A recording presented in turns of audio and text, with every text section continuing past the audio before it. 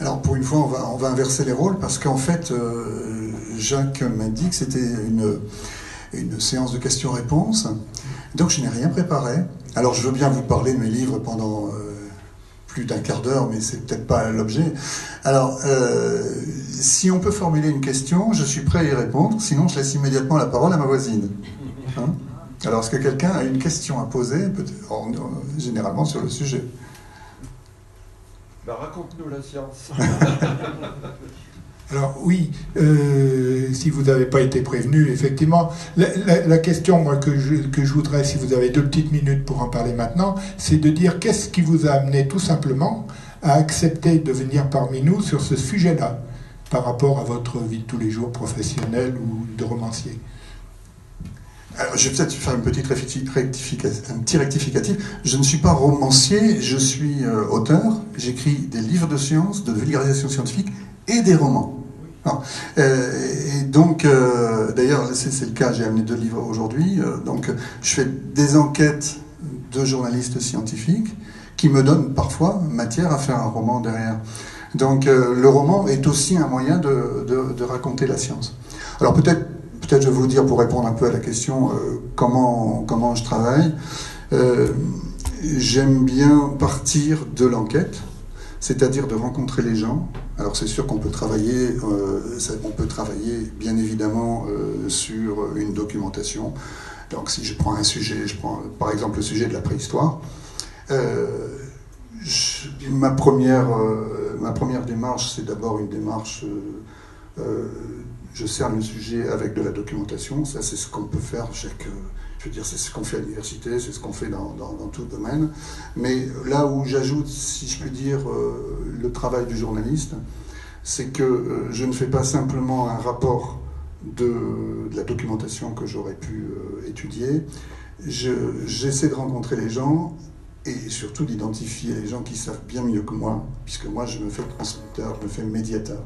Et donc, je vais les rencontrer, mais je ne leur pose pas simplement la question de leur savoir, je leur demande aussi comment ils travaillent et comment ils sont arrivés à connaître ce qu'ils connaissent. Et c'est là où il y a aussi ce travail de démarche de vulgarisation scientifique, cette mise en œuvre de la culture scientifique, c'est-à-dire essayer de faire comprendre à mon lecteur, puisque c'est au lecteur que je m'adresse, comment on en est arrivé à savoir ce qu'il y a dans le livre que vous êtes en train de lire. Et puis la troisième phase, après donc la documentation et le reportage, c'est la phase de l'écriture. Et là aussi, je dirais, à la différence des universitaires, moi je n'ai pas une thèse ou un examen à faire à la sortie. C'est un ouvrage à éditer et à présenter à un lecteur. Et cet ouvrage, je veux qu'il soit le plus accessible possible, même si quelquefois, en science, on a des domaines qui sont parfois un peu compliqués. Si vous parlez de la préhistoire, on vous parle d'industrie. Bon, vous parlez de l'industrie HLN. Bon. L'industrie, pour un préhistorien, pour un universitaire, pour quelqu'un qui a déjà visité 3 musées, l'industrie, oui, on sait ce que c'est l'outillage fabriqué par les hommes préhistoriques. Mais si vous parlez de l'industrie au monsieur dans la rue, il va se dire, l'industrie c'est quoi? C'est des cheminées qui fument, des cheminées en briques rouges ou même une zone industrielle. Enfin bon. Donc c'est-à-dire que chaque mot, si possible, doit être expliqué, mis en perspective. Voilà. Donc c'est comme ça que je travaille, j'essaie d'avoir cette démarche. Et donc une fois que j'ai rassemblé ça, j'ai travaillé sur la préhistoire, j'ai travaillé sur Pythéas, et puis parfois j'ai de la matière pour aller plus loin. Quelquefois des frustrations aussi. Un personnage comme Pythéas qui est l'un des premiers scientifiques, en tout cas c'est le premier reporter scientifique, le premier explorateur scientifique ayant laissé une trace dans l'histoire, premier récit de voyage scientifique, si on peut dire, au IVe siècle avant notre ère. Malheureusement, on connaît très très peu de choses de ce Pythéas, puisque toute son œuvre a disparu. Donc, j'ai pu faire un ouvrage avec, justement, dans cette façon de travailler, en allant voir les quelques personnes qui avaient travaillé le sujet, des philologues, des hellénistes. Bon. Mais quand on a ce manque, cette frustration, on peut se dire, mais là on a un personnage qui est un monument de l'histoire des sciences, dont on ne connaît plus rien, mais c'est ça la liberté du romancier, c'est de pouvoir combler les vides en recréant l'époque et la vie de ce personnage. Voilà un peu comment, en quelques minutes, je travaille sur la façon de raconter la science pour répondre au sujet du jour. Je peux? Bon. Bien sûr. Alors moi je vais me lever parce que j'aime bien me lever. J'ai toujours fait cours debout, donc je vais reprendre mes vieilles habitudes. Alors je rectifie quelque chose, je ne suis pas philosophe. J'ai beau le dire à Jacques, je lui ai dit hier perseverare diabolicum, je ne suis pas philosophe.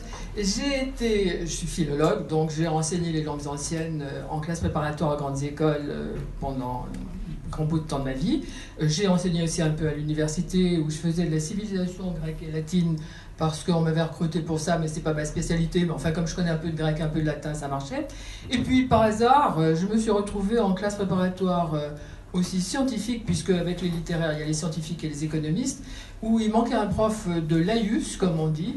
Donc c'est ce qu'on appelle français-philosophie dans les classes préparatoires scientifiques, et on m'a collé là-dedans. Et du coup, je suis, aux yeux de tout le monde, devenu un philosophe, surtout pas. Hein. Je n'ai aucune compétence en la matière. Voilà, je suis simplement une linguiste.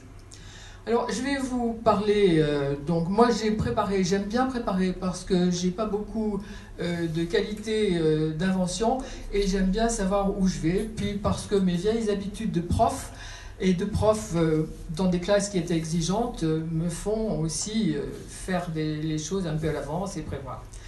Donc, quand Jacques m'a parlé de ce sujet, raconter la science, on en a parlé, je crois, en sortant d'ailleurs d'une autre séance. Et je me suis dit, tiens, c'est marrant, oui, ça fait appel à des choses qui pourraient m'intéresser. Par exemple, le problème de la littérarité, des choses comme ça, c'est ce que je t'ai dit tout de suite. Et puis une fois rentré à la maison, sans savoir d'ailleurs que tu allais aussi me solliciter pour faire la chose, je me suis dit, mais finalement, raconter la science, ça veut dire quoi? C'est bizarre, cette expression. Alors, je me suis dit, c'est bizarre, mais dans l'instant, je ne savais pas trop pourquoi je trouvais cela bizarre.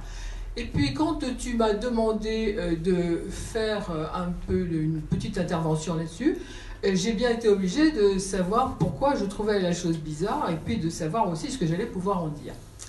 Alors, comme en tant que philologue, je m'intéresse aux mots et à la langue, bien, ma première démarche a été de me dire, mais finalement, ça veut dire quoi, effectivement? Donc, décomposons l'expression, raconter la science. Ben, regardons ce que veut dire raconter d'abord. Pour moi, ça signifie quoi? La science, bon, ça sera un petit peu plus rapide, sans doute. Raconter, alors, ça vient d'un verbe latin qui est le verbe, donc, computare au départ, hein, qui veut dire compter. C'est exactement le même verbe que le verbe qui veut dire compter quand vous faites une addition, d'accord?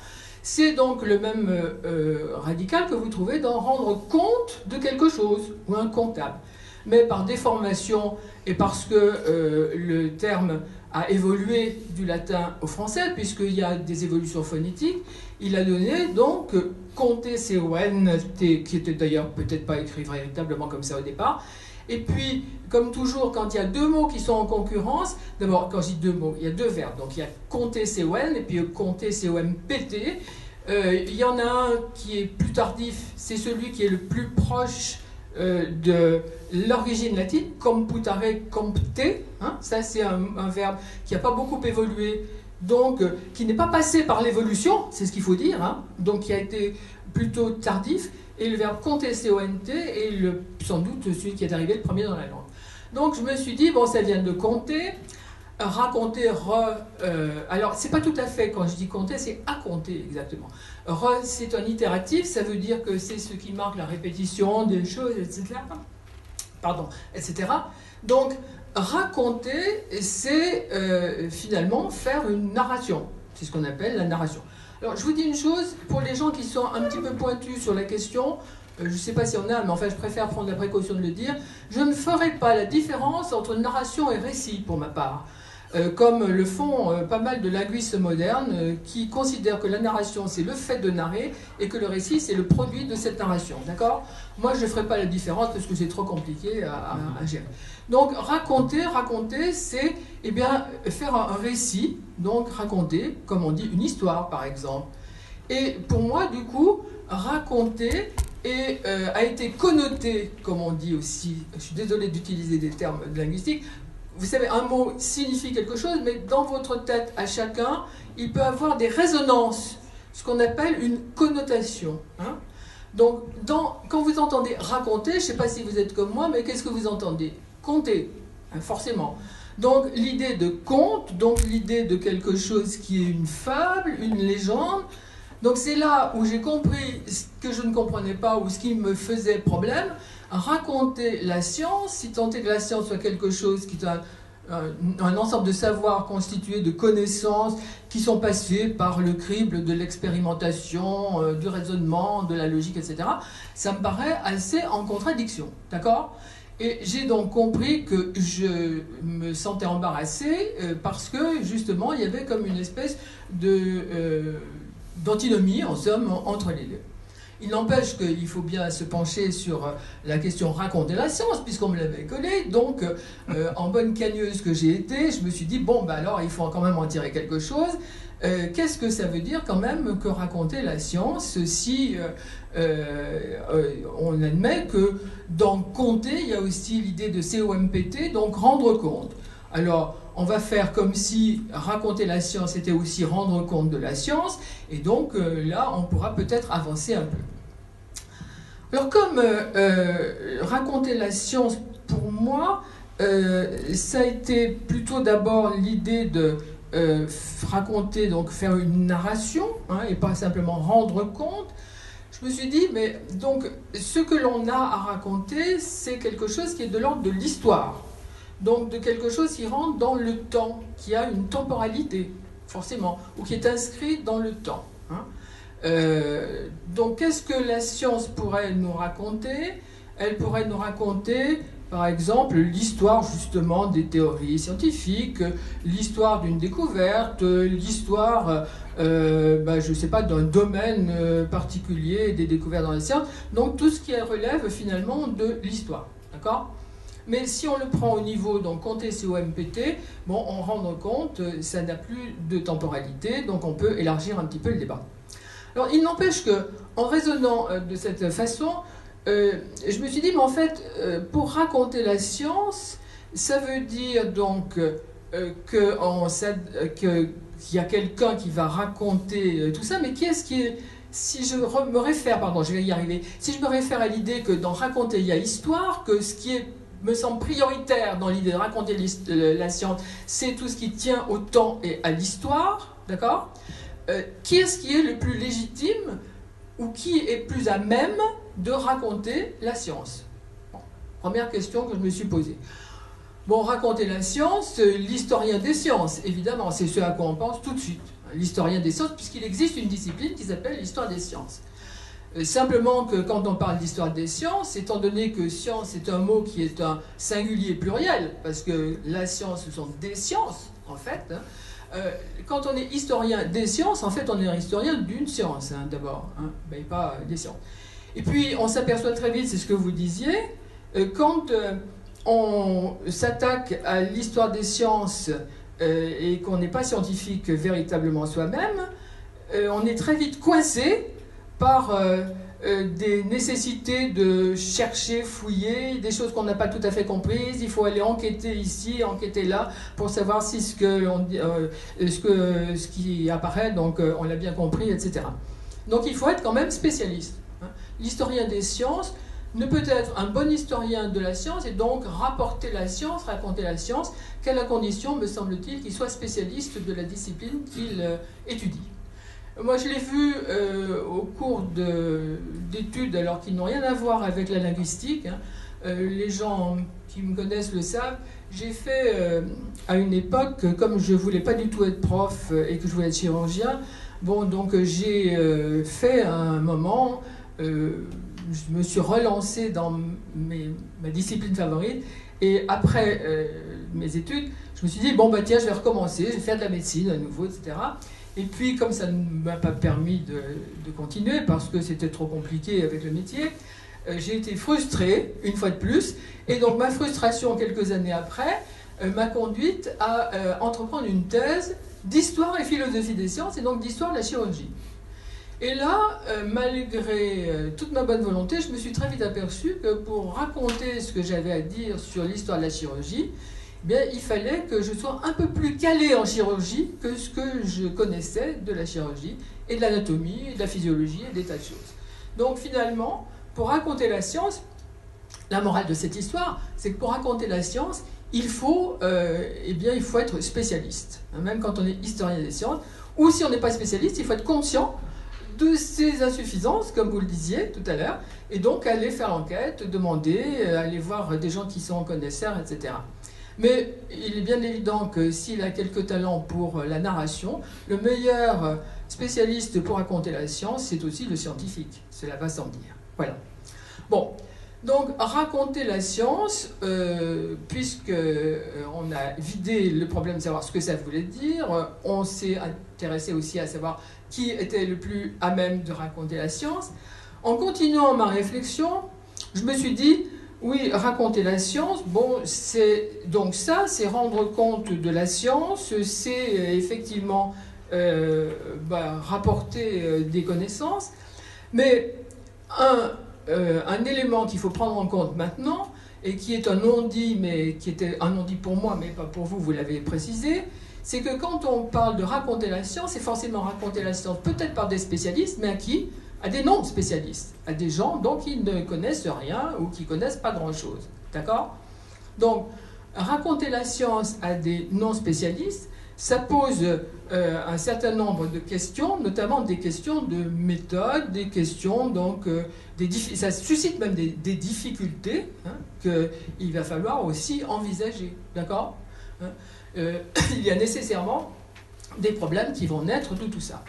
Mais avant donc de traiter cette question que je vais aborder très rapidement après pour ne pas dépasser le temps qui m'est imparti, je me suis aussi demandé, puisque toujours en partant de l'idée de la vulgarisation des sciences, donc de quelqu'un qui raconte la science à des gens qui n'y connaissent rien, d'un scientifique qui raconte la science à des gens qui n'y connaissent rien, mais en fait, pourquoi est-ce qu'un scientifique, avec toutes ses compétences, ses connaissances pointues, etc., irait raconter des choses dont il sait pertinemment que le public ne comprendra que le millième, à toutes ces gens qui sont donc des non-connaisseurs. Bon.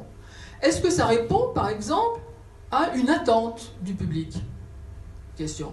Est-ce que nous avons envie qu'on nous raconte la science? Est-ce que moi, j'ai envie qu'on me raconte la science? Est-ce que le public a besoin qu'on lui raconte la science? Alors, cette question, j'ai essayé de la creuser un petit peu, et il m'est apparu que la science avait une espèce de pouvoir de fascination, je crois, sur les non-scientifiques. Il y a une sorte... il y a une magie dans la science. Gauti ne va pas me contredire. Il y a des expériences qui sont des expériences qui sont dignes de magiciens. Je me rappelle avoir assisté avec une classe prépa de scientifiques de taupe au Grand Palais à des expériences qui sont des expériences, je ne sais pas comment ils appelleraient ça, de choses absolument incroyables. Absolument incroyables. Et les étudiants étaient vraiment là, bouche bée, tout scientifiques qu'ils fussent, ils étaient extraordinairement intéressés, mais ils ne comprenaient pas. Ils ne comprenaient pas comment ça se passait.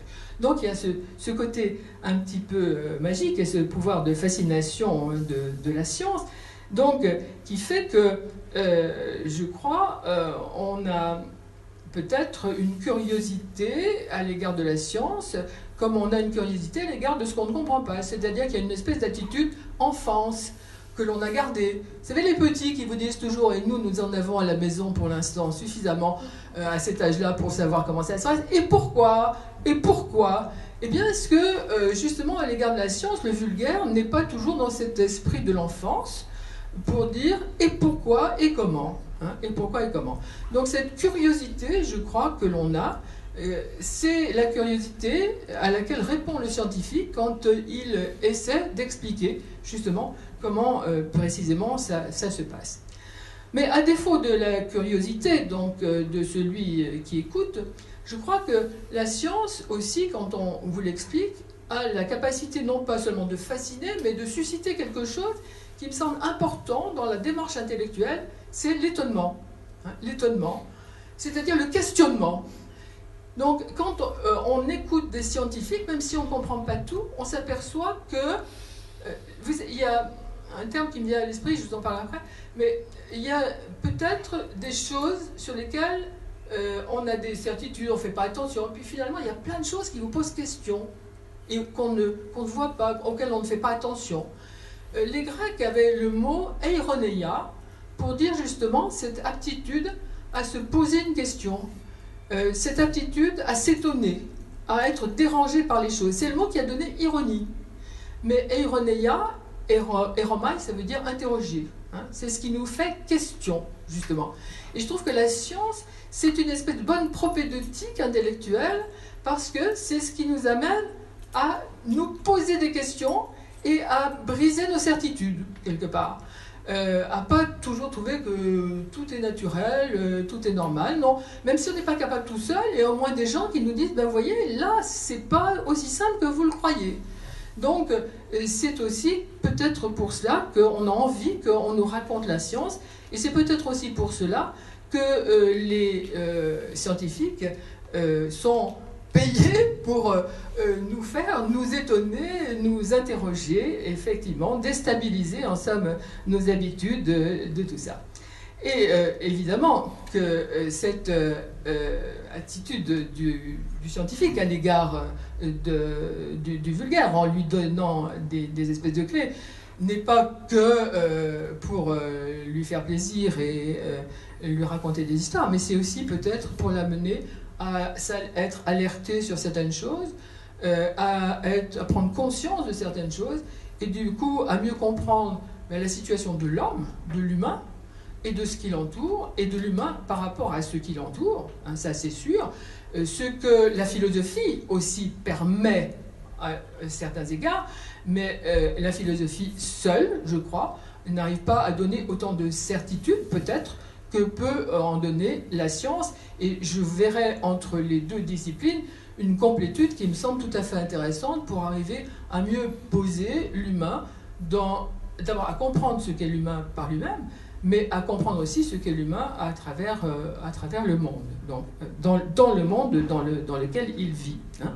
Donc, la science, raconter la science, ben, ça peut nous servir justement à tout cela, donc des choses qui sont quand même pas nulles, il faut le dire, hein, si ça nous permet de mieux vivre, si ça nous permet aussi peut-être de mieux comprendre les problèmes qui nous entourent, les problèmes environnementaux, je ne sais pas si la science n'existait pas, si on les aurait pris en compte, hein, c'est évident, par exemple. Bon, mieux agir dans notre milieu, mieux faire tout ça.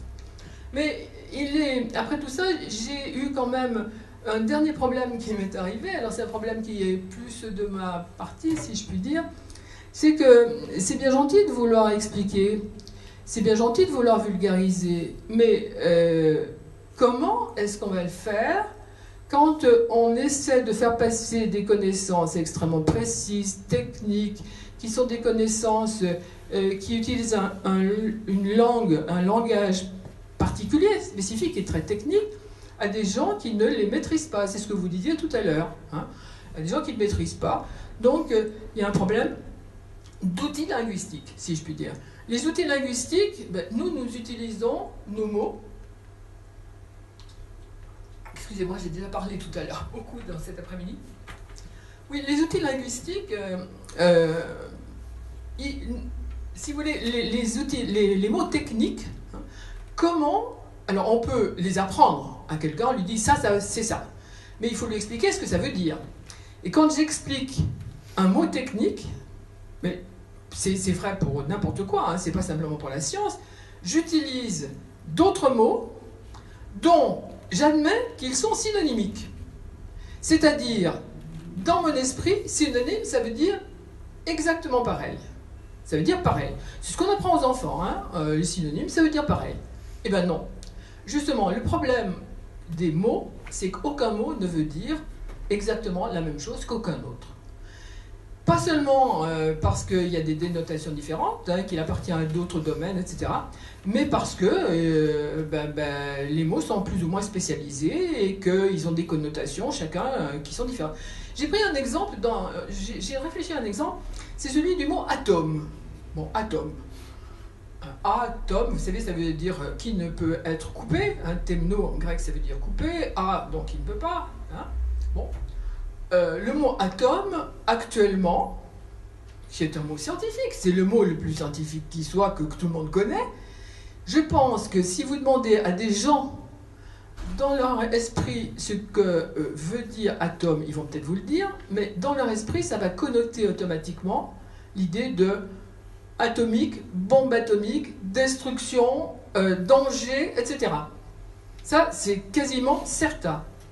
Donc, quand on donne l'équivalent d'un mot technique par un autre mot ou par une phrase, on n'arrive jamais à dire exactement la même chose. Et le problème, je pense, pour un scientifique, je ne sais pas si vous en êtes conscients, vous les scientifiques, mais en tout cas pour un linguiste, c'est un gros problème quand on veut expliquer les choses, c'est de se dire qu'on a une espèce d'impuissance à dire exactement la même chose que ce que l'on vient de dire, ce qu'un mot dit.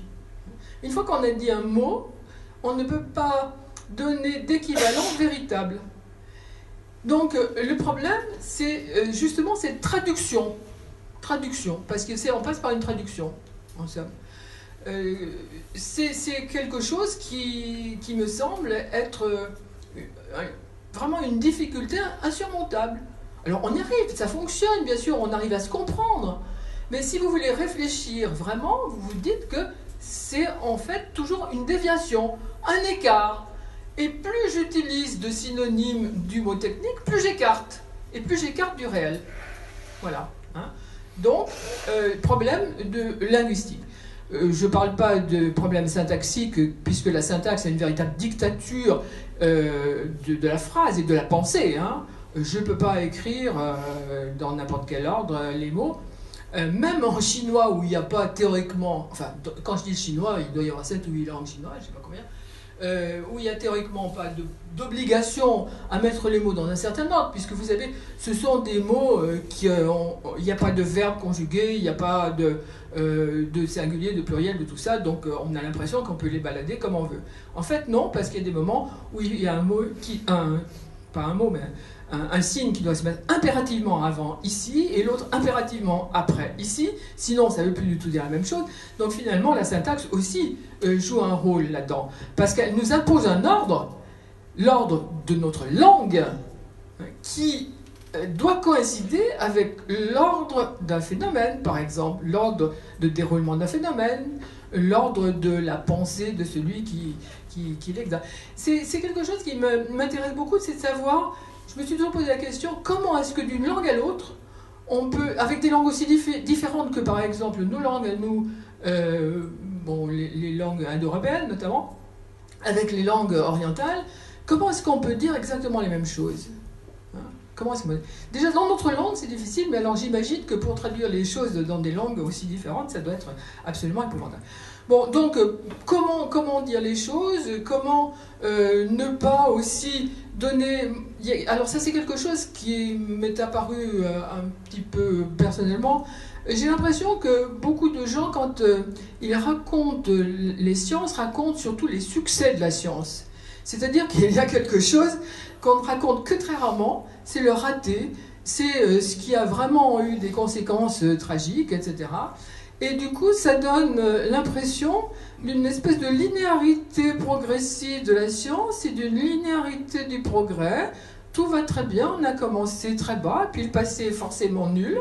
Et puis, au fur et à mesure qu'on monte, c'est forcément de mieux en mieux. Et est-ce que, justement, en racontant la science, on n'a pas tendance, parfois, à faire une espèce de légende, enfin, ou de donner une tendance, justement, à, je vais employer un néologisme que je crée, légendariser, si vous voulez, un petit peu l'histoire de la science, plutôt qu'en faire un véritable compte-rendu scientifique, véritablement. C'est-à-dire que, pour faire savant, je dirais que raconter la science avec ses ses découvertes, ses succès, ses inventions, etc., ça risque de nous amener à transformer ce que les anciens disaient le logos. Le logos, c'est la parole, le discours raisonné, raisonnable, scientifique, en mythos. Mythos, c'est ce qui a donné mythe, légende. Et est-ce que raconter la science ne risque pas, parfois, de nous amener à transformer le logos en mythos? Voilà. Bien. Tu as eu du temps aujourd'hui. Oui, mais j'en ai pris. Parce que tu en as pris. Je sens que tu as pris ta revanche. Bien, c'est très bien. On va laisser maintenant beaucoup la parole aussi à notre invité. Qui veut lui poser la première question, ou veut-il réagir en premier lieu à ce qui vient d'être dit? J'ai vu que vous avez pris des notes. Donc. Un petit complément. J'ai relevé quand même dans votre synthèse peut-être une contradiction, parce que vous avez parfaitement vulgarisé la science qui est la vôtre, tout en disant que c'était difficile et que c'était presque impossible. Bon, donc vous avez, en fait, vous vous êtes contredit dans la capacité dont vous nous avez fait part de votre science, en montrant parfaitement que c'était possible, avec d'autres mots, de parler de ce qu'est votre science. Alors moi, je voudrais vous donner un exemple d'une opération qui a lieu dans toute la France, qui est organisée par la conférence des présidents d'université, qui s'appelle « Ma thèse en 180 secondes ». Bon, je suis le membre du jury de ma thèse en 180 secondes à Nice, et on a eu affaire devant nous à des jeunes très brillants, et forcément sont des thésards, c'est des sujets pas forcément très faciles. C'est vrai que les sujets littéraires sont peut-être un peu plus faciles à traduire, bon. Mais quand même, ces gens-là, pour qu'ils arrivent en finale, eh bien, ils doivent être vraiment guidés par des gens qui sont un peu spécialistes de la mise en scène, des gens de théâtre, des gens qui sont un peu spécialistes de la communication, de l'oralité. Bon. Et il y a un vrai travail qui n'est pas un travail de scientifique, c'est-à-dire que si vous demandez à ces jeunes d'expliquer en 3 minutes sur quoi ils parlent, quel est le sujet de leur thèse, eh bien même vous allez avoir 3 minutes, soit vous n'allez rien comprendre, soit ce sera ennuyeux, bon, alors c'est pas toujours très réussi, il y en a qui surajoutent un peu, il y en a qui font vraiment trop de scènes et pas assez de contenu, mais je pense qu'il y a besoin d'intermédiaires entre la science, le savoir qui se produit, et personne ne niera que la science, elle est faite dans les universités, dans les laboratoires de recherche, c'est une évidence. Et puis il y a le public qui n'a pas forcément besoin de connaître le mot exact. Bon. Et puis il y a des lieux de médiation. Et ici, c'est bien, nous sommes dans une médiathèque.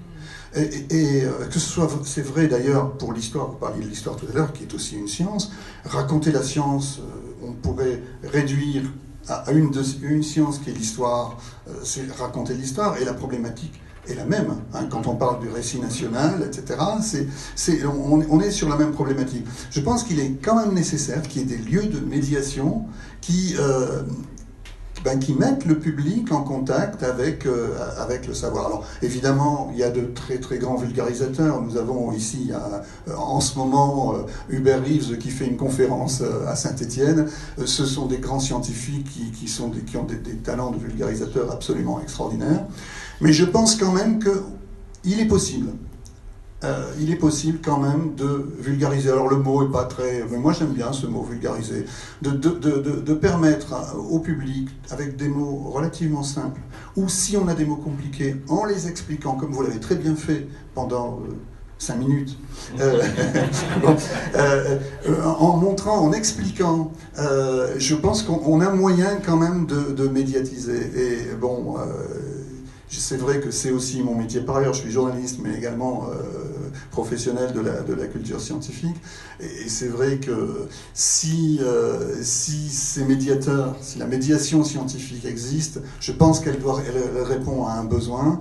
Et peut-être que les scientifiques, même s'ils ont le talent, ils n'ont pas le temps, ils n'ont pas la possibilité de médiatiser et de vulgariser vulgariser la science qu'ils connaissent mieux que les autres, bien évidemment. Donc je pense que la presse scientifique, les émissions scientifiques, tout est bon pour raconter la science, même si ce n'est pas le scientifique lui-même qui est le médiateur en question. Bien. Vos questions?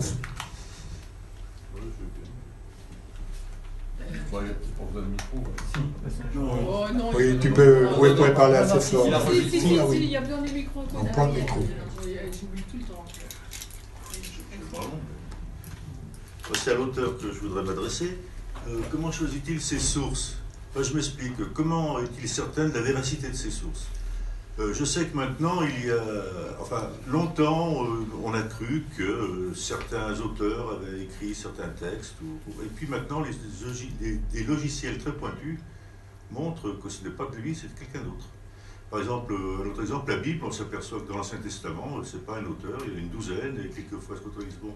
Alors, comment l'auteur fait-il pour choisir ces textes pour justement justifier son histoire, enfin justifier l'histoire réelle de la science qu'il explique?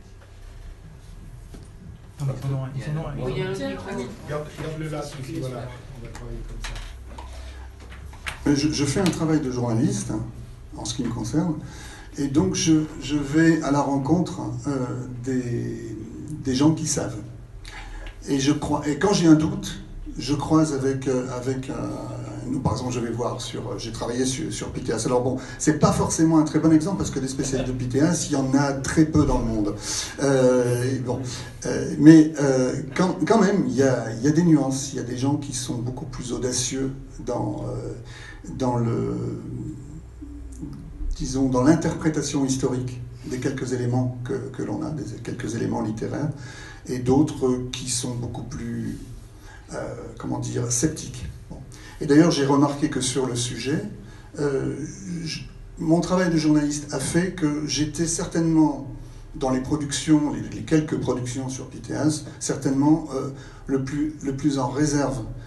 J'ai été confronté à des historiens qui étaient beaucoup plus audacieux, qui étaient tellement frustrés de ne pas pouvoir en dire plus sur Pythéas, qu'ils émettaient des hypothèses parfois audacieuses qui n'étaient pas forcément les plus crédibles ou les plus probables.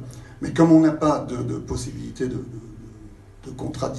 contredire ces personnes-là ou d'amener des textes qui peuvent permettre de distinguer le vrai du faux, on est obligé d'émettre un certain nombre d'hypothèses, mais de dire que ce sont des hypothèses. Si je prends l'exemple de la préhistoire, pareil. Moi j'ai eu le cas, par exemple, l'origine du feu. On a un préhistorien à Nice qui nous dit que l'origine du feu, c'est à Nice, il y a 450 000 ans. Un autre préhistorien à Aix-en-Provence qui nous dit que l'origine du feu est à 600 000 ans près d'Aix-en-Provence. Mais alors, et puis il y en a d'autres, il y en a en Bretagne.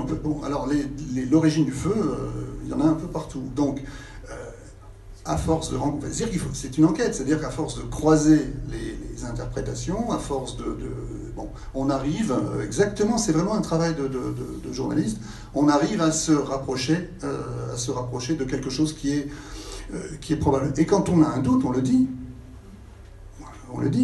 Sur Pythéas, mon ouvrage, ça c'est un roman, mais l'ouvrage que j'ai publié sur Pythéas, il y a beaucoup de points d'interrogation, et le lecteur il a le droit de savoir si ce qu'on dit c'est une probabilité, une certitude, un fait. Alors même si c'est un fait historique, on a un texte, mais si le texte il est écrit 300 ans après l'époque des faits,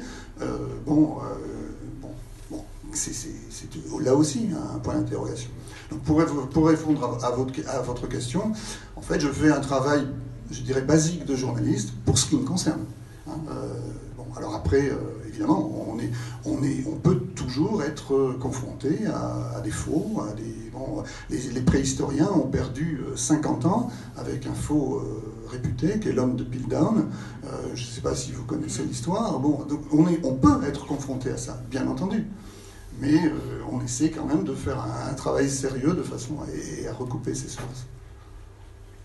C'est vrai que sur Pythéas, on n'a pas grand-chose, puisque c'est uniquement à travers Strabon qu'on a quelques fragments. Mais par ailleurs, sur d'autres sujet et sur d'autres auteurs, on a quand même des sources que l'on croise. Et on essaie aussi de faire les filiations des sources pour voir il y a ce qu'on appelle des stémas, c'est-à-dire qu'on essaie de voir les racines de chaque source.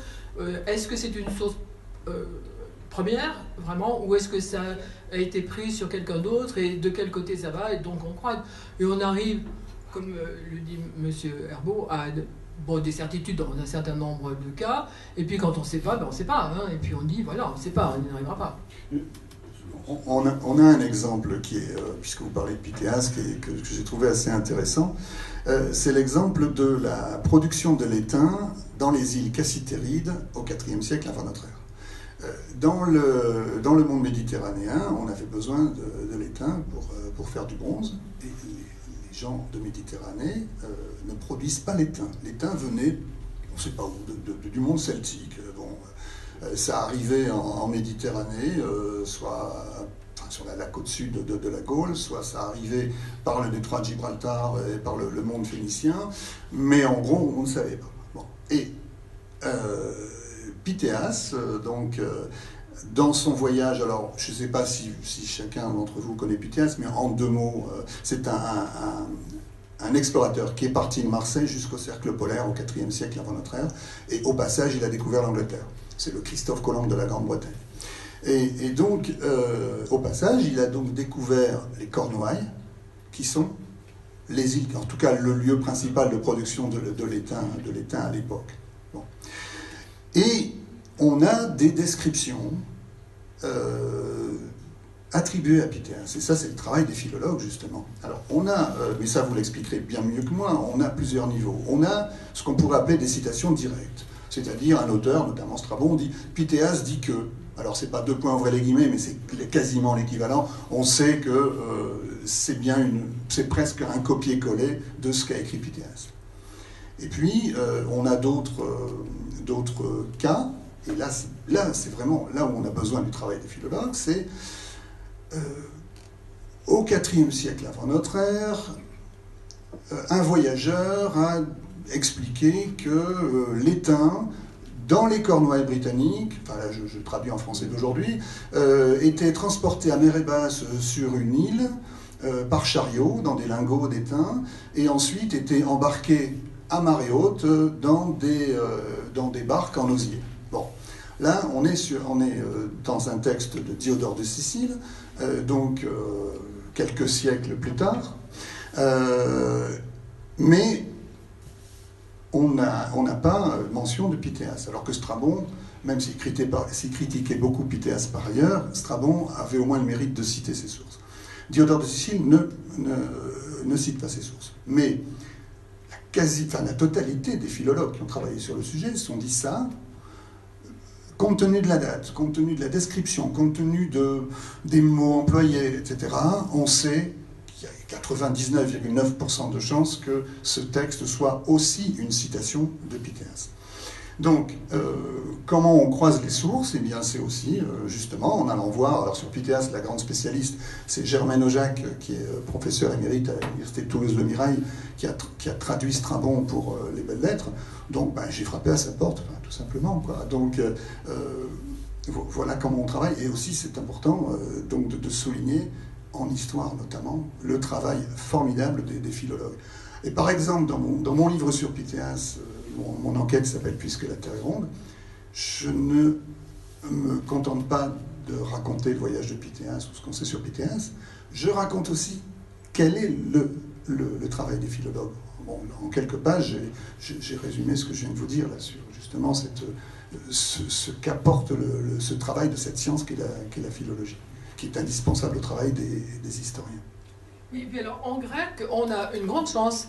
Une grande chance, c'est qu'on a beaucoup de textes, et de textes depuis longtemps, hein, parce que pratiquement depuis l'époque homérique, donc on a un certain nombre de textes qui se sont déroulés comme ça dans la littérature grecque. Et ces textes, non seulement sont nombreux, mais en plus sont écrits dans des dialectes différents. Et chaque dialecte a évolué d'une certaine façon. Donc on peut arriver, si vous voulez, à rendre compte du temps, en somme, des textes d'après, des évolutions phonétiques, des évolutions donc morphologiques, etc. Hein. Et ça, c'est d'autant plus facile que le grec a une collection donc, de dialectes, et on sait que, par exemple, à telle époque, c'était l'ionien qui était prédominant, qu'à de l'autre époque, ici, c'est Lesbos, c'est l'éolien, que ceci, que cela. Et donc, on peut arriver à stratifier comme ça, un petit peu, grâce à des connaissances purement linguistiques. La syntaxe aussi est très importante, la phonétique. On parlait d'Hérodote, Hérodote a une phonétique qui est la phonétique de son dialecte, donc on dit pas pos, mais on dit kos, etc. Voilà, des choses comme ça. Et ça, c'est drôlement intéressant, et ce sont des points de repère qui sont des points de repère que favorise le grec encore plus que n'importe quelle autre langue.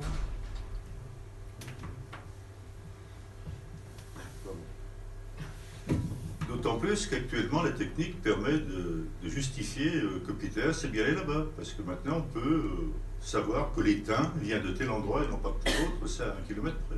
Oui, oui. Et par les analyses de métaux. Oui. On peut prouver que Peter. Oui, on connaît.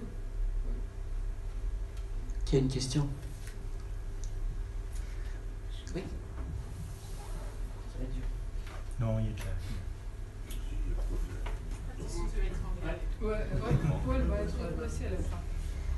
Moi, je m'interroge sur le lien entre l'enfance et l'âge adulte, entre compter pour les enfants et faire des études scientifiques quand on est beaucoup plus âgé. Est-ce que vous pensez qu'on raconte assez la science pour donner envie aux enfants de devenir des scientifiques? Je ne sais pas si on raconte assez la science, on leur en fait faire des sciences, peut-être que justement on ne leur raconte pas assez, mais en même temps, raconter peut donner aussi l'illusion que c'est facile, c'est fascinant, c'est finalement pas si compliqué que ça. Est-ce que c'est pas parfois un moyen d'appâter les gens en leur disant venez, engagez-vous, et puis après, c'est plus tout à fait ce que l'on avait prévu. Mais je ne sais pas si la science mérite, excusez-moi, plus que d'autres choses. Est-ce que l'éveil à la science est plus nécessaire que l'éveil à je ne sais quoi, aux langues, aux différences de culture, etc. Moi, je ne sais pas. Bon, à vous. Moi, je dirais que c'est absolument indispensable. Alors après, toutes les méthodes sont bonnes, enfin pas toutes les méthodes, mais disons que si on peut intéresser les jeunes au moins à la démarche scientifique, parce que on parlait un peu de philosophie, tout le monde philosophe un peu. Le gamin, quand il se cogne la tête, ou quand il touche la plaque chaude, ou quelque chose de chaud et qu'il se dit c'est chaud, il a une démarche scientifique, c'est quelque chose qu'il acquiert. Après, à un certain moment de connaissance, chacun d'entre nous est dépassé par sa propre acquisition de connaissances, et donc on doit faire appel à la connaissance de l'humanité, et donc c'est d'où l'intérêt de la démarche scientifique, mais au moins initier les jeunes à ce qu'est cette démarche, ça permet quand même de construire un citoyen. On le voit avec les fausses nouvelles, avec toutes les questions qui tournent autour de la difficulté pour le citoyen de bien s'informer. On l'a vu avec ce qui s'est passé avec le Brexit, où des fausses informations ont transformé complètement un résultat démocratique.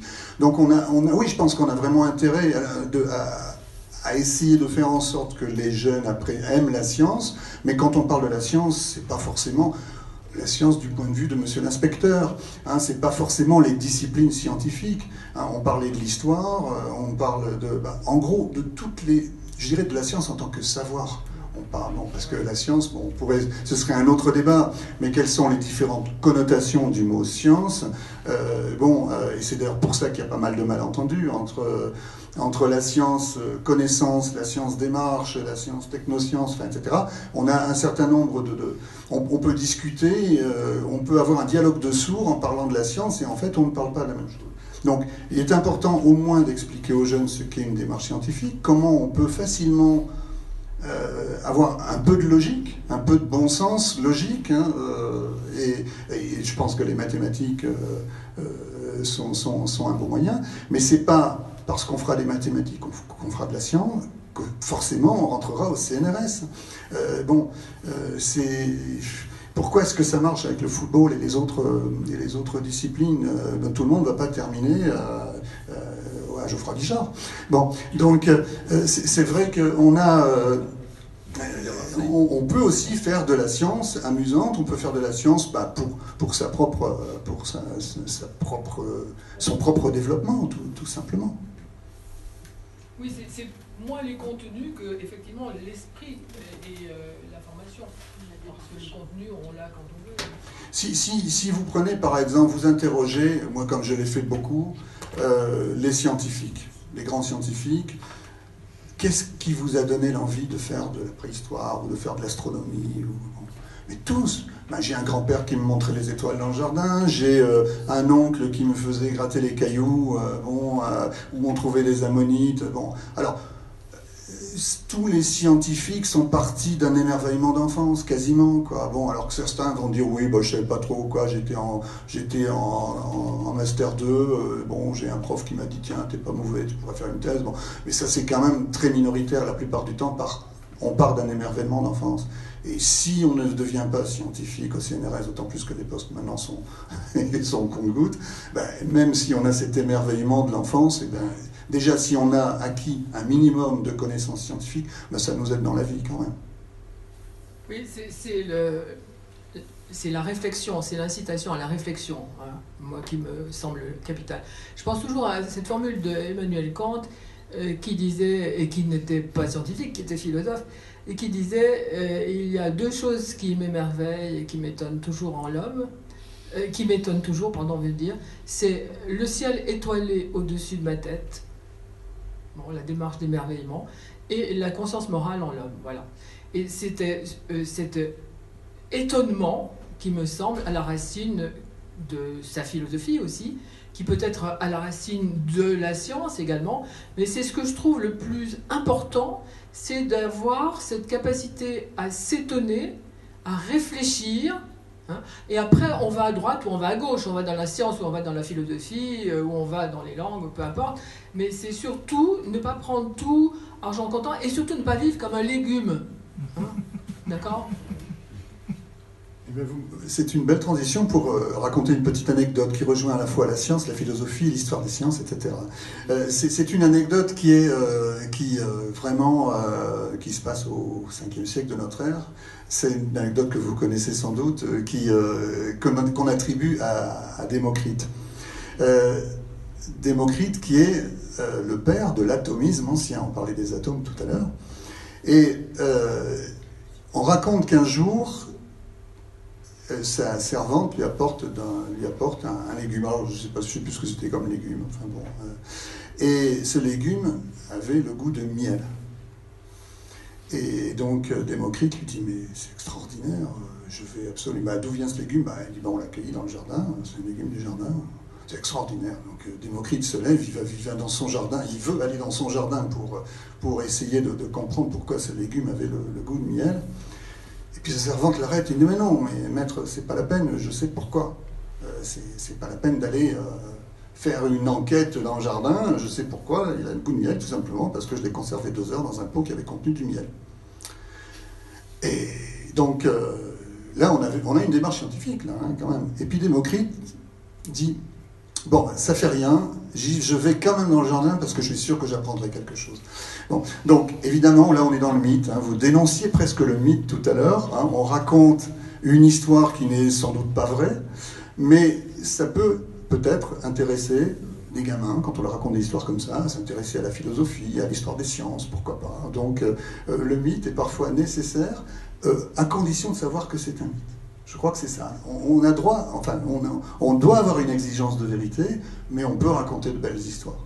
Et c'est aussi peut-être aussi ce que tente de faire le romancier quand l'enquête ne suffit pas pour se faire plaisir.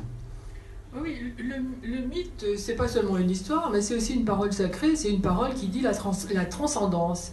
Et je trouve qu'en ce sens, ce qui va au-delà de l'apparence, au-delà de l'existant, il me semble que le mythe peut très bien être intégré aussi à la science. J'avais l'air de le dénoncer dans la mesure où je prenais l'idée de mythe comme légende, etc.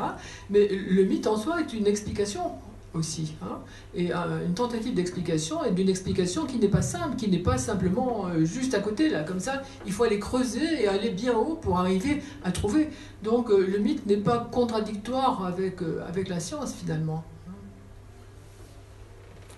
Mais là, on se retrouve au 5e siècle de notre ère. Hein. Oui, justement, au moment où les premiers philosophes, qui sont aussi les premiers scientifiques, ont commencé à justement avoir un discours qui s'opposait quand même, qui commençait à s'opposer justement à la mythologie. Et donc, ce qui est d'ailleurs assez intéressant, c'est que, en tout cas pour l'Occident, la science et la philosophie naissent en même temps, et en gros c'est la même chose, hein, ce sont les mêmes. Bon, alors, quand vous dites on est sur une transcendance, oui, mais néanmoins les premiers philosophes grecs essayaient d'avoir une explication des phénomènes par une démarche expérimentale qu'on voit aujourd'hui comme étant la science. Peut-être qu'ils n'avaient pas conscience de faire de la science tel qu'on le voit aujourd'hui, mais en tout cas cette démarche était présente. Madame, vous posez votre question, puis après on donne la parole à Alexandra. Vous avez attiré notre attention tout à l'heure sur raconter, tient aussi en son sein, rendre compte de... Il y a beaucoup de chercheurs maintenant qui publient leurs recherches, qui racontent leurs recherches, et je pense au risque qu'il peut y avoir quelquefois à raconter la science. Si je pense à des gens comme Copernic, comme Galilée et d'autres personnes de leur temps, ils l'ont payé très cher. Et est-ce qu'il y a maintenant aussi des gens qui s'autocensurent et dans leurs publications, dans leurs récits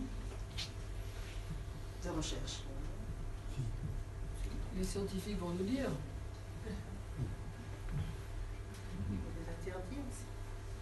Michel, Derrière. Enfin, en ce qui me concerne, je suis absolument persuadé qu'actuellement, de nombreux scientifiques s'autocensurent, non pas parce qu'ils ont envie de s'autocensurer, mais parce qu'ils pensent que ce qu'ils racontent ne sera pas cru, parce qu'on dira qu'ils sont affiliés à tel laboratoire, à telle entreprise, et ils s'autocensurent, ils font leur travail dans leur coin, et c'est comme ça. Enfin, c'est mon avis. Oui, et puis il y a la politique de recherche. Hein. Je pense que, alors c'est pas, on n'est pas, évidemment, il n'y a pas le bûcher derrière, mais il y a quand même les crédits qui sont... bon, et donc, il vaut mieux faire telle recherche que telle autre, parce que telle recherche ne sera pas financée, tout simplement. Donc oui, on peut dire que c'est une forme d'autocensure. Il y a des domaines qui n'intéressent personne, bon, et qui n'intéressent surtout pas les pouvoirs publics. Bon, et puis alors après, il y a des domaines un peu marginaux qui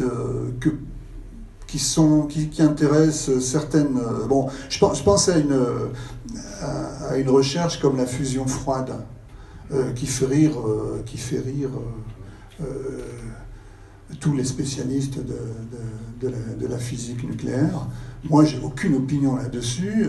Bon, ce que je constate, c'est que d'un côté, on a des gens qui nous disent que avec une petite paillasse et un petit labo, on est capable de faire une fusion nucléaire, et d'autres qui nous disent qu'on est obligé de se mettre à 40 pays pour financer un réacteur expérimental tel qu'on l'a à Cadarache. Bon, donc il y a forcément quelqu'un qui doit avoir un peu plus raison qu'un autre dans ce cadre-là.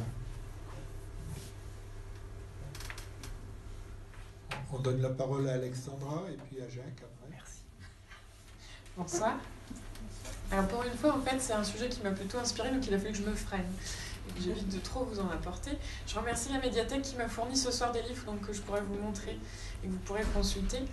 Avant toute chose, avant de vous parler des autres livres que j'ai choisis, j'avais oublié celui-ci. Vous parliez tout à l'heure des enfants qui demandent pourquoi sans arrêt. Donc ça, c'est un petit livre où on croise une petite grenouille qui va passer son temps à demander pourquoi à la grande grenouille, qui va craquer à la fin. Il y a une théorie en neurosciences qui tend à montrer que l'être humain apprend mieux quand il s'amuse. Et moi, je vais plutôt vous parler en fait, justement d'ouvrages qui sont une première étape vers ensuite une recherche plus poussée, mais qui permettent justement de donner le goût et le plaisir des sciences. Donc, on va commencer. Ça, c'est une illustration que vous reverrez après d'une auteure qui a fait une bande dessinée, mais je vous montrerai tout à l'heure. Alors, il fallait forcément que je vous parle de Stephen Hawking, parce que c'est quand même le plus grand narrateur des sciences. Je n'aurai pas la prétention de vous expliquer de quoi il parle ici, mais sachez quand même que c'est une des meilleures ventes mondiales de livres scientifiques, parce que je pense justement qu'il a une façon d'expliquer qui est assez limpide. C'est en plus un scientifique qui a su se mettre en scène, puisqu'il a participé à des séries télé, voilà.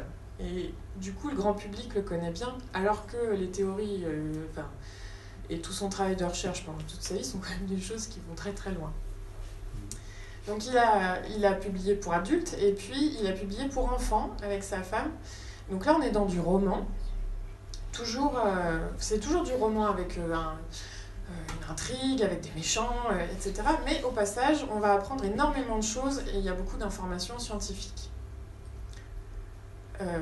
Par la suite, donc Christophe Galfard, qui est français, a été élève de Stephen Hawking et s'est chargé de faire la même chose en France. Donc ça, c'est un ouvrage pour adultes, L'univers à portée de main, qui est un essai scientifique, mais qui est écrit à la manière d'un roman. Christophe Galfard a eu la même démarche, c'est-à-dire qu'il a publié une trilogie pour la jeunesse qui s'appelle Le Prince des Nuages. Et donc là, encore une fois, on est dans un roman, dans de la fiction. On parle d'un petit personnage qui vit dans le monde des nuages, à l'écart d'un grand tyran qui veut utiliser les phénomènes météorologiques pour dominer le monde. Et donc, au sein du livre, vous verrez à plusieurs moments, il y a des photos et des explications tout à fait sérieuses, en fait. Très bien. Il me semblait. Ça vous plaît.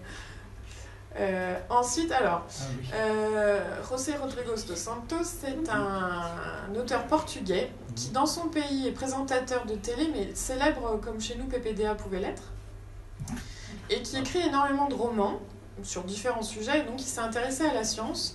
Alors, on l'a reçu il n'y a pas longtemps, il dit que lui s'intéresse beaucoup à la science et que les romans lui permettent justement de faire connaître et de vulgariser certaines théories. Je ne sais pas si tout ce qu'il raconte est vrai dans son roman, je pense qu'il y a sans doute des... Mais l'avantage que ça a, c'est que de façon assez simple, on vous présente la science comme quelque chose d'extrêmement mystérieux et il faut aller gratter derrière, donc c'est bien aussi de susciter l'envie chez les grands. On en a parlé l'autre jour, c'est pour ça que je vous l'ai mis dans la liste. Majorana, c'est donc un scientifique du début du XXe siècle, apparemment extraordinaire, qui a disparu mystérieusement sur un bateau. On n'a jamais retrouvé sa trace. Étienne Klein, c'est donc un docteur en philosophie des sciences, spécialiste, et il raconte, c'est une biographie, c'est aussi une bonne façon d'entrer en contact avec les théories scientifiques de ce scientifique-là, à travers une biographie.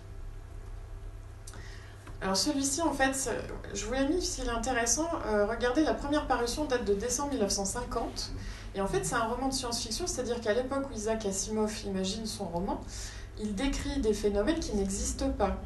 Et les scientifiques qui viennent après lui se sont largement inspirés de ces théories pour aller vers les robots qu'on connaît aujourd'hui. Donc là, en fait, c'est la littérature qui raconte la science avant même qu'elle existe.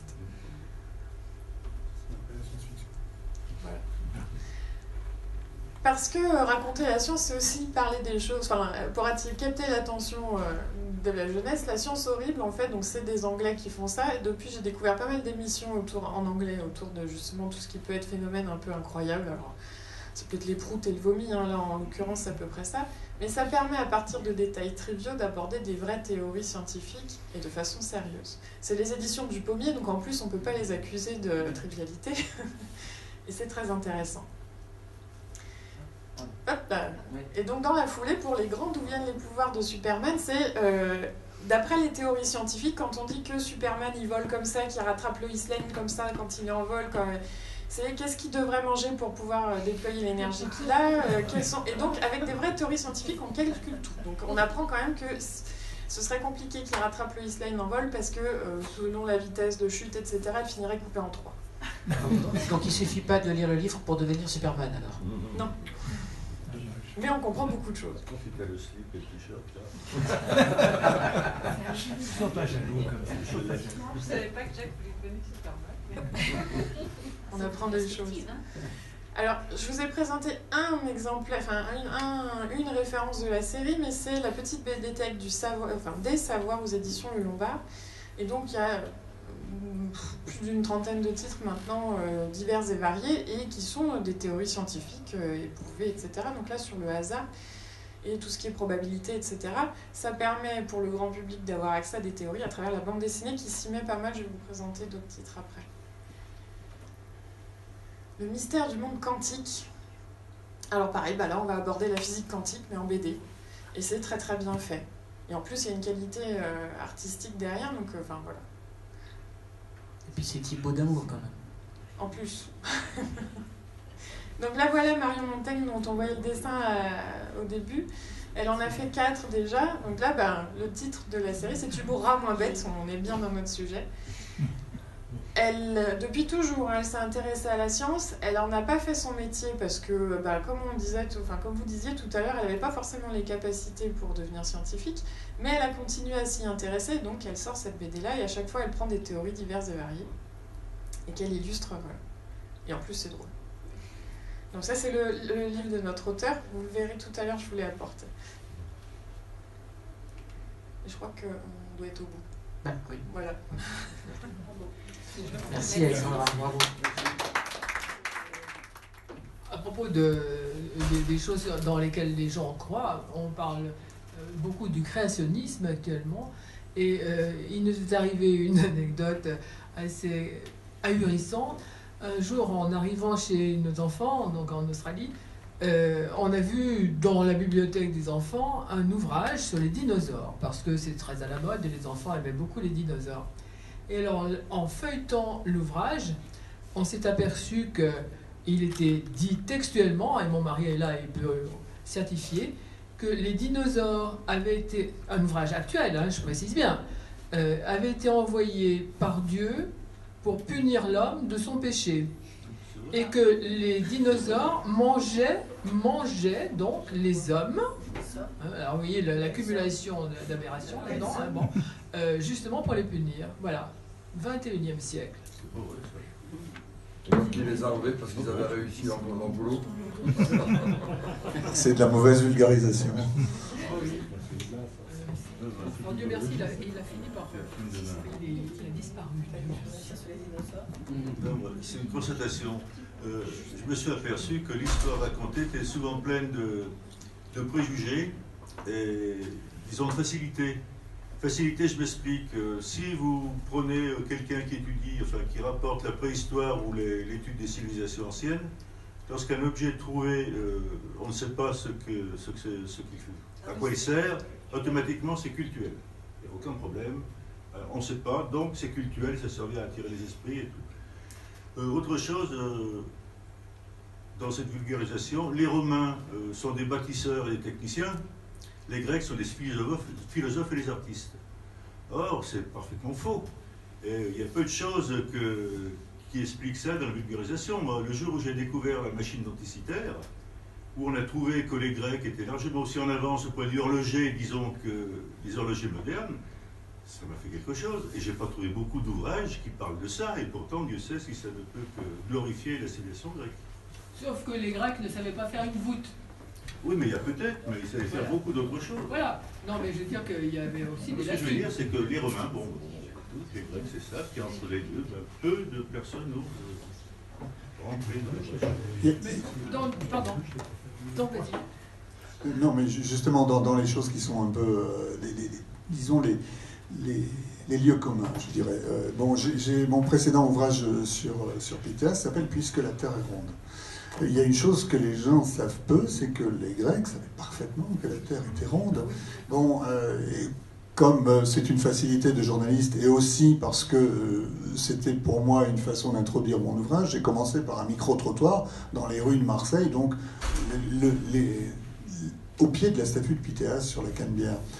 Quand on interroge les gens sur qui est Pythéas, les gens ne savent pas. Alors j'ai entendu, c'est un être préhistorique entre le singe et l'homme, par exemple,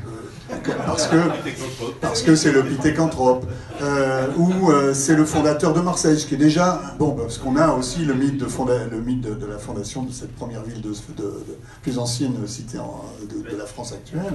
Bon, et aussi, alors question, depuis quand sait-on que la Terre est ronde? Bon. Alors on vous dit au mieux Galilée. Hein, évidemment, on confond l'héliocentrisme et puis le géocentrisme et puis le fait que la Terre était ronde, et puis ou souvent c'est Christophe Colomb. Bon, le fait que ce soit donc les Grecs qui, c'est en l'occurrence Aristote, enfin, en tout cas dans les textes que l'on a, il est possible qu'il y ait eu des textes plus anciens, mais Platon l'évoque, mais Aristote l'affirme. Bon, donc on est exactement à la période contemporaine de Pythéas. Et donc il n'est pas impossible d'ailleurs, selon certains auteurs anglo-saxons, que l'un des buts du voyage de Pythéas, c'était de prouver la sphéricité de la Terre, en observant notamment le soleil de minuit. Les présocratiques, déjà, admettaient la possibilité de la sphéricité de la Terre, déjà. Donc avant Socrate, Aristote, donc avant la fin du 5e siècle et le début du 4e siècle. Mais ils admettaient que c'était possible. Et avant, c'est Anaximandre qui a imaginé que la Terre n'était plus ce disque plat, c'est ça, hein, je ne me trompe pas, mais une espèce de tronc de colonne, une sorte de cylindre. Mais ce qui est remarquable avec Aristote, c'est qu'il déduit l'idée que la Terre est ronde de l'observation des éclipses de lune, parce qu'il voit l'ombre de la Terre. Oui, c'est ça. Voilà. Et ensuite, Aristarque va aller encore plus loin, et c'est quand même assez fou, parce qu'avec un calcul approximatif et une hypothèse qui était à peu près valable, il va déduire le rapport de taille entre la Terre et la Lune, et ensuite, quand Ératosthène va mesurer la circonférence terrestre, on va avoir non seulement la taille de la Terre, la taille de la Lune et la distance Terre-Lune. Et tout ça, on les a très peu de temps, il y a à peu près 1800 ans, avec une bonne précision. Oui, et oui, c'est ça, parce qu'on a relativement peu d'erreurs. Dans le calcul d'Ératosthène, je crois qu'il y a quelques 1000 kilomètres qui doivent... La Terre fait 40 000, un peu plus de 40 000, et c'est 39 000, je ne sais pas combien pour Ératosthène, enfin, en conversion, hein, puisque c'est en stade. Sur la sphéricité de la Terre, pratiquement à l'époque, un petit peu avant Platon, quasiment à l'époque de Platon, Leucippe disait que la Terre avait une forme de tambour, c'est-à-dire en gros on était sur le cylindre là. Et ça, ça peut fonctionner avec l'éclipse, c'est-à-dire que si le tambour, enfin si la surface est vraiment dans l'axe, bon bah à ce moment-là on a cette idée d'éclipse. Et justement ce qu'aurait pu apporter Pythéas, mais là on ne peut pas se raconter d'histoire, on n'a pas les textes. Hein. Ce qu'aurait pu apporter Pythéas, c'est justement en établissant une table de latitude, de prouver, et ça c'est ce que dit Pline Ancien. Pline Ancien dit que dans le voyage de Pythéas a apporté de manière, alors j'ai plus la phrase exacte en tête, mais c'est à prouver par son voyage que les théories étaient vraies. Et on peut penser que cette théorie, c'était justement que, parce que ça on le lit dans Hérodote, on le lit dans les textes très anciens, il y a là au nord une zone, un endroit où le soleil ne se couche pas.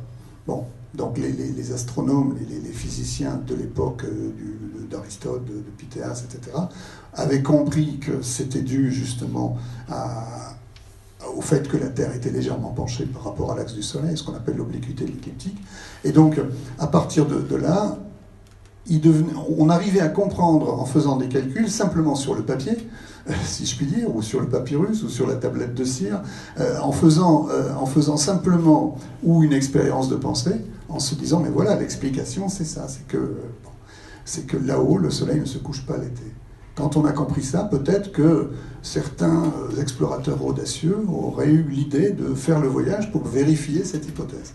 Donc là, nous sommes dans une hypothèse, mais ça donne aussi une des explications du voyage de Pythéas. Et sur la sphéricité de la Terre, Aristote donne effectivement cette explication, mais il a aussi une explication beaucoup plus pragmatique. Il dit, mais bien sûr que la Terre est ronde. Regardez partir un bateau, vous voyez d'abord disparaître la coque, et ensuite vous voyez disparaître le mât. C'est donc que la Terre est sphérique. C'est clairement écrit dans le texte d'Aristote. Donc c'est une preuve, alors oui, c'est une démarche scientifique, si on peut dire, mais c'est une preuve tout à fait pragmatique. Et ce qui est amusant, c'est qu'on a pas mal d'écrits de cette époque où les gens, avec cet exemple des bateaux, disent que la Terre doit être ronde, et ensuite, quelques siècles après, au Moyen-Âge, on a des gravures qui montrent le phénomène, mais avec une interprétation différente, c'est la mer est bossue. Voilà. Et donc on avait un peu perdu cette connaissance, sauf que si on s'aperçoit qu'elle est bossue partout, on peut finir par se dire que c'est une grosse boule, quoi. Alors, là, je reviens sur Pythéas et sur l'exploration du Nord, du pôle Nord. Il y a quelque chose qui me renvoie à mon mythe de tout à l'heure, et j'ai parlé du mythe et de comment le mythe peut aussi rejoindre la science. Il y a eu un mythe chez les Grecs qui est le mythe des Hyperboréens, qui existe bien avant qu'on ait fait des explorations justement vers le nord, et qui montre curieusement une espèce de conscience vague de quelque chose là-bas au nord, qui serait un territoire justement où il y aurait une espèce d'éternité. Et cette éternité, c'est peut-être justement aussi à mettre en parallèle avec le fait qu'il y ait le jour qui dure ou la nuit qui dure, je ne sais pas. Enfin, c'est assez extraordinaire de voir que bien avant qu'il y ait eu quelques tentatives scientifiques d'exploration vers le nord, il y avait cette conscience qu'au nord, là-bas, il y avait une terre froide. Et alors les Hyperboréens, c'est la terre froide et glacée, où il y a comme une espèce de territoire qui est un purgatoire, en somme, et où il y a donc des êtres qui vivent. C'est aussi la résidence du dieu Apollon. Oui.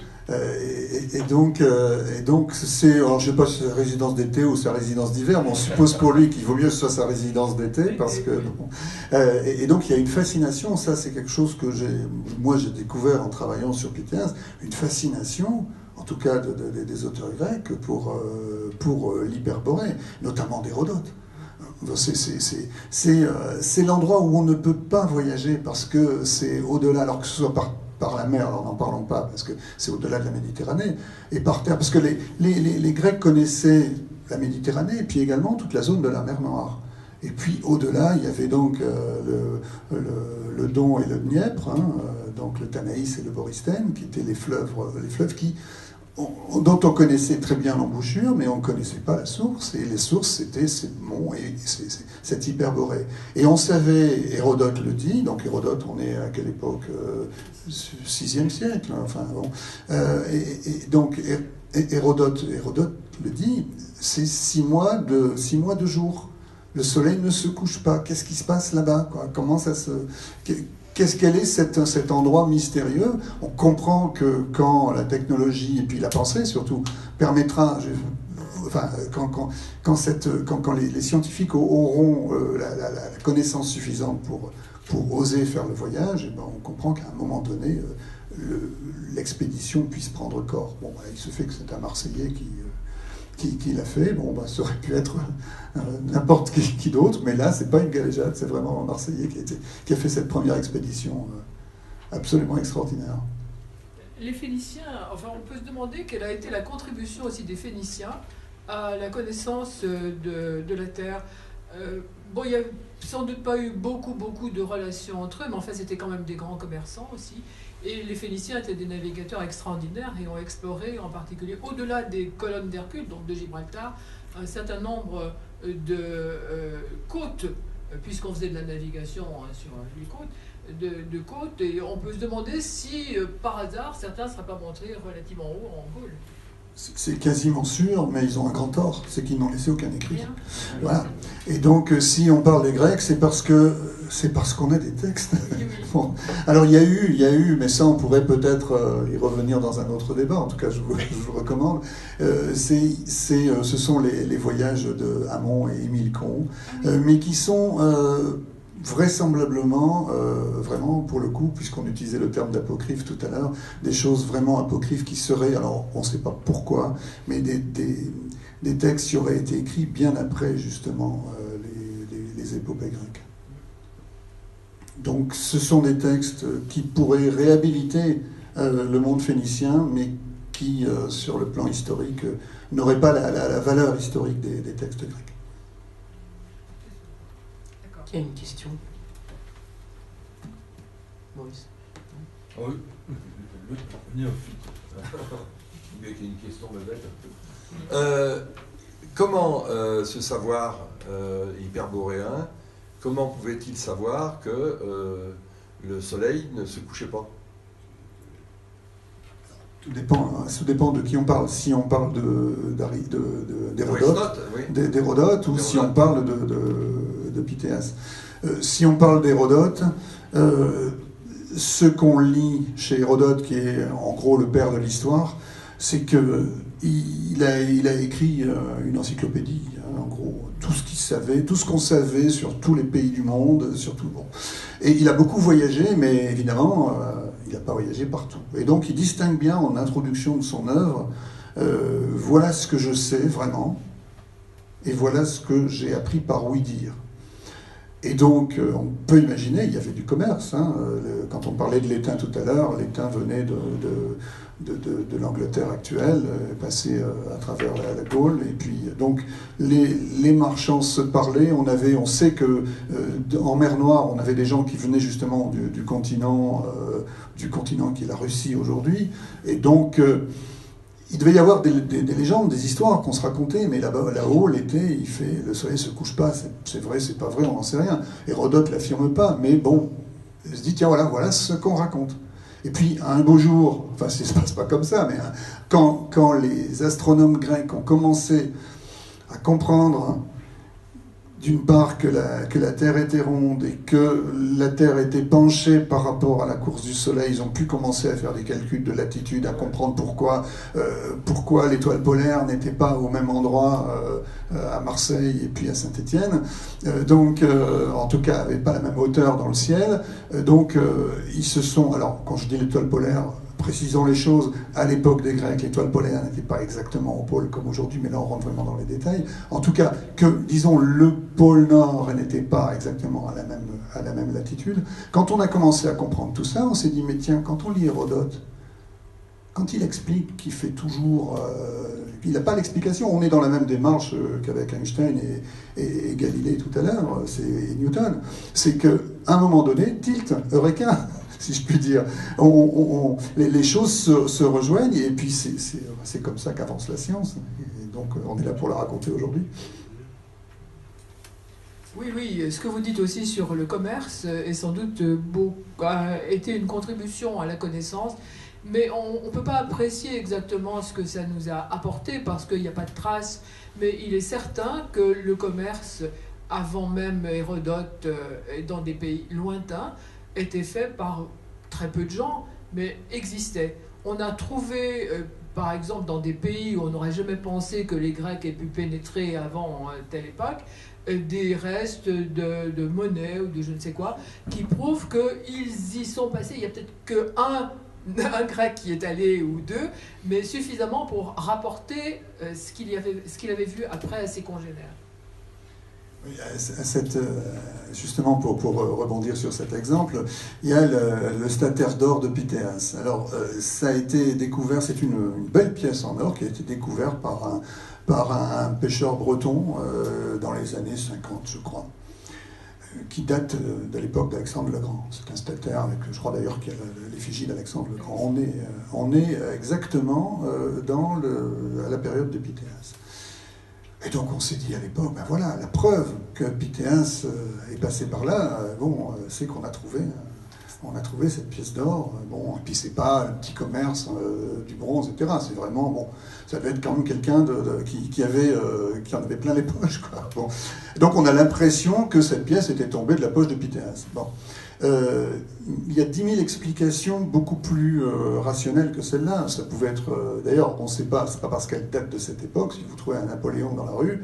mais voilà, donc une pièce d'or comme ça était quelque chose que l'on thésaurisait. Ça aurait très bien pu tomber de la poche d'un très riche centurion romain, par exemple. Ou tout simplement, ça peut être, même si ça représente l'époque, ça peut être simplement qu'on On a affaire à un commerce qui date de cette époque-là. Et le commerce était présent. Les denrées marseillaises étaient connues tout le long des voies fluviales. Et d'ailleurs, puisque nous sommes ici à Saint-Étienne, est intéressant de préciser qu'on a différentes hypothèses du voyage de Pythéas. Les hypothèses les plus plausibles, les plus évidentes font passer Pythéas depuis Marseille en passant par le détroit de Gibraltar et puis ensuite le nord.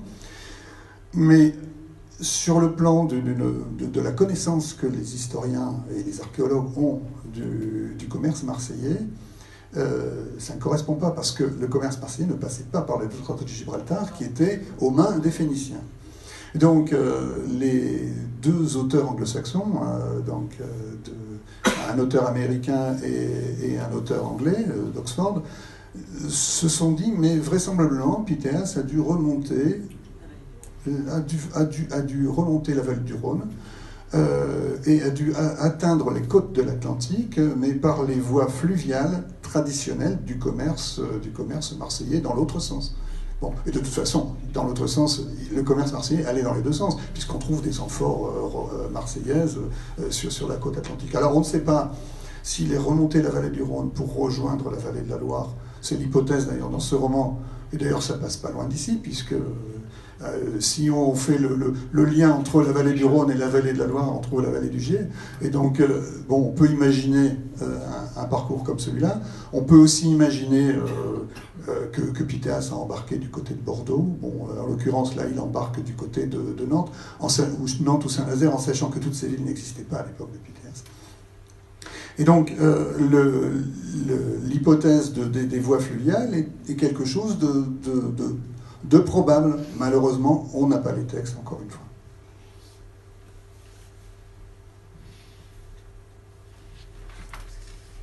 Une question ? Non, je vous propose, s'il n'y a pas d'autres questions, je vous propose qu'on se garde un petit temps pour regarder vos livres et des dédicaces, si c'est possible, comme on l'avait prévu. Alors si quelqu'un a une question en arrière-pensée, qu'il la pose vite. Sans ça, au troisième coup de maillet, on va passer à la version livre et dédicace. Estelle, je t'en prie. Bonsoir, je suis arrivée très très tard, donc si ça se trouve, vous avez déjà répondu, mais c'est pas grave. En vous entendant comme ça, le fait qu'il n'y ait pas les textes, je me dis, mais ce qui est formidable, la science, moi je suis pas du tout scientifique, on a d'habitude l'idée que c'est une vérité, que c'est sûr, et ce que vous nous expliquez, c'est qu'on est obligé d'imaginer la science finalement aussi. Je pense que d'autres que moi pourraient répondre, puisque je suis là à la tribune et que j'ai le micro. Je pense que, non, il faut distinguer les différents niveaux de connaissance. C'est vraiment le base de la démarche scientifique, c'est qu'on a l'interrogation, l'hypothèse et la confirmation de l'hypothèse par la démarche scientifique. Donc, la science se remet en question, évidemment, mais c'est pas pour autant qu'elle est fausse. Donc, la science, c'est un consensus à un moment donné, je dirais, qui approche l'humanité d'une forme de connaissance. Maintenant, l'univers, on ne sait pas comment il est composé. La théorie d'Einstein, déjà, si on la comprend, c'est une chose, mais d'autre part, on a bien conscience qu'elle n'est peut-être valable que pour un certain temps, comme l'ont été les théories qui l'ont précédé. Et pour l'histoire, l'histoire est malheureusement sujette aux textes qu'on a sous les yeux, et l'histoire peut être totalement remise en question par la découverte d'autres textes, bien évidemment.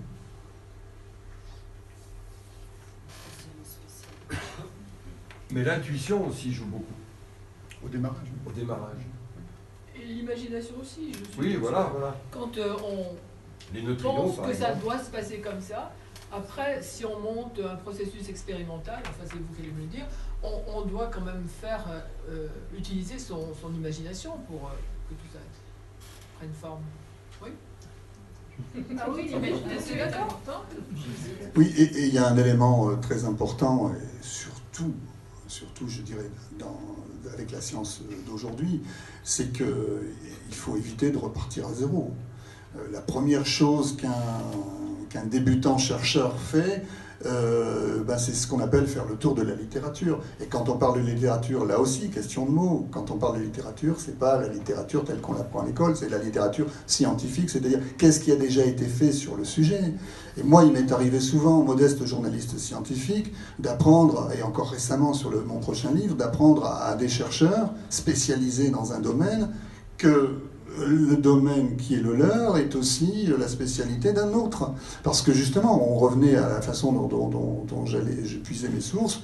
Eh bien, à force justement de chercher quelle est la bonne personne, quelquefois j'arrive à mettre des gens en contact qui ne savaient pas qu'ils travaillaient sur un sujet proche. Et si je le fais moi, il y en a plein d'autres comme moi qui doivent le faire. Donc, d'où l'intérêt. Alors maintenant, évidemment, depuis une vingtaine d'années, avec Internet, on a certainement bien facilité les choses, mais on se rend compte, je pense que l'histoire des sciences est truffée de découvertes parallèles de gens qui ne se parlaient pas, à commencer par le darwinisme, paraît-il. Mais ça, c'est une autre histoire. Oui, ou Newton qui a attendu des décennies avant de publier tous ses résultats parce qu'il était paranoïaque, il avait peur qu'on lui pique ses idées.